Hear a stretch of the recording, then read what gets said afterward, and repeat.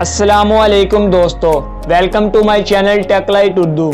दोस्तों, आज की इस वीडियो में मैं आपको सिखाऊंगा कि आप किस तरह किसी भी मोबाइल फ़ोन का IMEI नंबर निकाल सकते हैं। तो दोस्तों, IMEI नंबर किसी भी मोबाइल की बहुत ही इंपॉर्टेंट चीज़ होती है, क्योंकि आपके IMEI नंबर से कोई भी बंदा आपके मोबाइल फ़ोन को मुकम्मल तौर पर हैक कर सकता है। तो आपने अपने मोबाइल का IMEI नंबर किसी को नहीं बताना, किसी को शो नहीं करवाना। तो बिना टाइम वेस्ट किए वीडियो को करते हैं स्टार्ट और जानते हैं कि किस तरह किसी भी मोबाइल फ़ोन का IMEI नंबर निकाल सकते हैं। तो IMEI नंबर जानने के लिए आपने सबसे पहले अपने मोबाइल के कीपैड को ओपन करना है। कीपैड को ओपन करने के बाद आपने लिखना है *#06#।